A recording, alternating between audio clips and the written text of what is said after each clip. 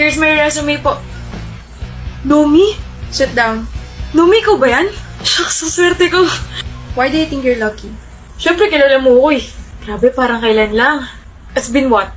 4 years? It's so nice to see you. Tapos ikaw pa mag-i-interview sa akin. Mr. Fontanilla, tell me about yourself. Kailangan pa ba yun? Kilala mo na ako eh. Tsaka tayo lang naman nandito. We don't have to pretend. You don't need to interview me.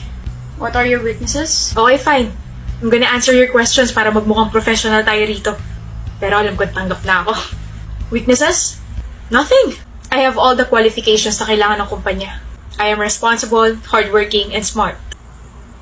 Why should we hire you? I know I will be the biggest win in this company. And I know I can do a great job. Thank you. We will contact you. Wait. I'm not hired, Nomi? Mr. Fontanilla, we will contact you. Bakit? Alam mo naman matalino tsaka responsable ako. Why am I not hired? Alam ko na. Is this about me rejecting you years ago? Gumaganti ka ba? Excuse me? Umamin ka sa akin dati pero nireject ka sa maraming tao. You even cried and walked out. Then ngayon nagkita tayo. At kaya hindi mo ako tinanggap sa posisyong ina-applyan ko ngayon dahil gumaganti ka. You are including your personal feelings here. You're talking nonsense. Ano?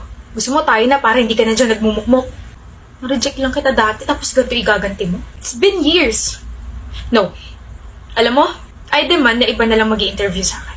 Bilis! Walang nag-i-interview, Mr. Fontanilla, wala ka nang magagawa ron. And I believe na kahit magpumulit ka dyan, the decision will still be the same. Now kindly leave because I still need to interview some applicants. This company needs me. Be professional naman, Nomi. You're the one who's not being professional. You're the one who assumed na kaya ka hindi tanggap dito dahil you rejected me years ago. When in fact, I already moved on. Ikaw na rin ang nagsabi na it's been years. So why should I be bothered? I'm just doing my job here. Hindi eh. Umpisa pa lang, you already lost your chance. You brought your personal feelings by calling my first name and telling me that it's been a long time since we saw each other. Second, your answers are not convincing at all. You didn't give me any specific answers. Nomi, sa madaling salita, you are not qualified for this position. And it's Miss Nomi Maniago, Mr. Guy Fontanilla. You may now leave.